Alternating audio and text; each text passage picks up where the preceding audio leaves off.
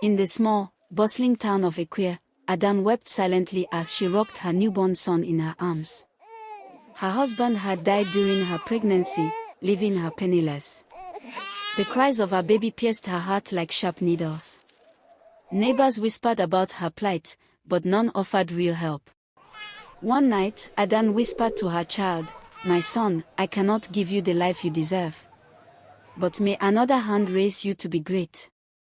She knew what she was about to do was unthinkable, yet hunger was already knocking on her door. The next morning, she approached the compound of Chief and Madam Okafor, a wealthy couple who had been childless for years. Adanne, her eyes swollen with tears, begged them, "Please, take him. Raise him as your own." "I cannot." They hesitated, shocked at her desperation. But after a long silence, Madam Okafor reached for the child, her face glowing with a mix of joy and guilt. Adanne turned away quickly, her heart breaking, and muttered to herself, "When the hand cannot carry the load, it is better to drop it before it breaks the back." The baby boy, now named Chibuzo, grew in the warmth of the Okafor household. They showered him with love, provided him the best education, and raised him like the crown jewel of their lineage. Meanwhile, Adanne lived with her decision in silence. Whenever she passed by the gates of the Okafor's mansion, she would hear the boy's laughter. Her heart bled, but she reminded herself, a mother does not abandon her child, she only hides her pain so the child may flourish. Chibuzo grew into a brilliant young student. At school, teachers praised his sharp mind. At home, Chief Okafor would often pat him on the back and say, "My son, the sky is your beginning, not your limit." But as fate would have it, the more Chibuzo excelled, the further his roots stretched away from his true mother. Adanne remained a shadow in his story, a stranger who once made the hardest sacrifice of her life. Years rolled by. Chibuzo graduated with honors, then studied law overseas. On his return, he was celebrated as a son of pride. His brilliance, eloquence, and compassion for the common people pushed him into politics. The people of Aquìre rallied behind him, chanting, "Chibuzo, our voice, our future." Adanne watched these events from afar. She sold vegetables in the market to survive, her body worn from years of labor. Each time she heard his name on the radio, tears filled her eyes. "That is my son," she would whisper, though no one around her believed. When Chibuzo was elected governor of the state, celebrations erupted. Fireworks lit the skies. Chief and Madam Okafor wept tears of joy, declaring, "Our son has made history." But somewhere in the shadows, Adanne's heart carried both pride and sorrow. She wondered if fate would ever let her reveal her secret. Adanne could no longer hold back. Poverty had dealt her heavy blows, and old age was creeping upon her. She went to the radio station and told her story publicly. "I am the biological mother of Governor Chibuzo. I gave him away as a baby because I was poor. But he is my blood, and I deserve recognition." The news shook the state. Reporters stormed the governor's mansion. Social media buzzed with debates. Some sympathized with Adanne, others accused her of trying to reap where she did not sow. Governor Chibuzo was stunned. He confronted Madam Okafor. "Mama, is this true?" With trembling lips, Madam Okafor confessed. "Yes, my son. But you are my child in every way that matters." Chibuzo's heart pounded. For the first time in his life, he felt split between two worlds. The tension escalated when Adanne took the matter to court. She demanded that Chibuzo recognize her publicly and support her financially as his true mother. In the courtroom, her lawyer argued passionately, "Blood is thicker than water. No man can deny his own mother." But Chibuzo, filled with pain, stood before the judge and declared, "I do not deny she gave me life. But I cannot call her mother, for I never knew her love. The people who raised me, who fed me, who sacrificed for me, those are my parents." The courtroom murmured. Some nodded in agreement, others shook their heads in pity. Outside, market women debated fiercely. She has a right, one shouted. But where was she when the boy was hungry? Another countered. The courthouse overflowed with people. The trial had become a theater, and everyone wanted a seat. Traders abandoned their stalls, students skipped classes, and civil servants sneaked away from offices just to watch the drama. Outside the courthouse, placards waved in the air. Some read, "Blood cannot lie," while others shouted, "Motherhood is more than birth." Inside, Adanne stood with trembling hands, her wrapper loosely tied around her waist. She looked fragile, yet her voice was firm. "Your Honor, I may have been poor, but I am still his mother. The blood that runs through his veins is mine. Does poverty erase motherhood?" Madame Okafor, dressed in a fine lace, wept quietly. She whispered to Chibuzo, "My son, no matter what they say, you are my life.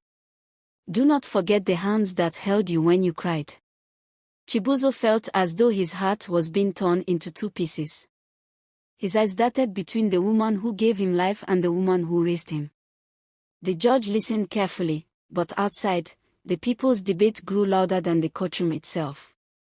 In beer parlors and markets, heated arguments echoed. One old man in the crowd shouted, "A tree does not forget its roots, no matter how tall it grows." Another countered, "But a tree cannot survive without the soil that nurtures it. Which is greater, the root or the soil?"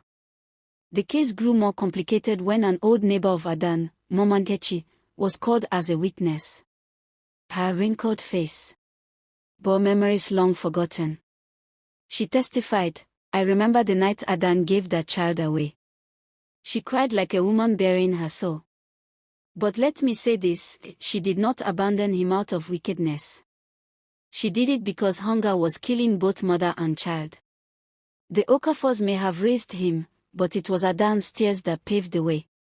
Gasps filled the courtroom. Madame Okafor tightened her grip on her handkerchief, her dignity slowly crumbling. During recess, Chibuzo sat alone in his chambers, staring at the floor. His political advisor entered. "Your Excellency, be careful. If you acknowledge this woman publicly, your enemies will use it to shame you.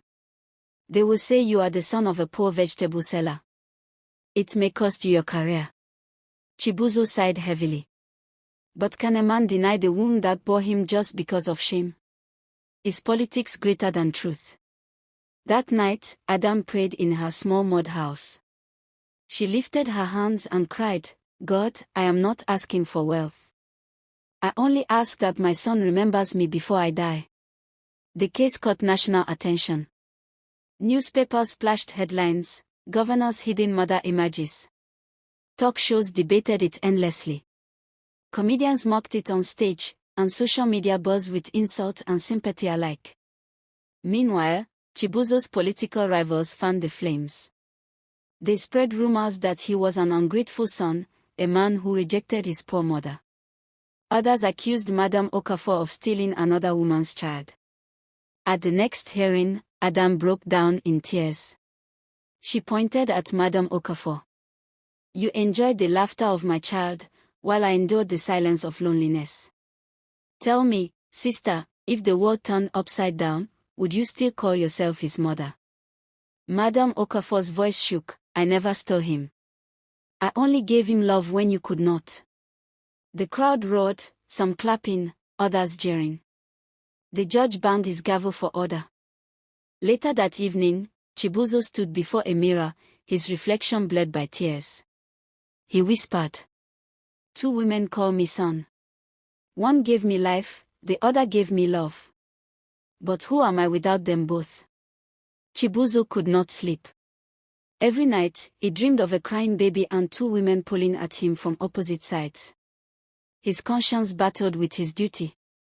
In the cabinet meeting, one commissioner advised, "Sir, pay the poor woman off quietly. Let money silence her." But Chibuzo slammed the table. "No.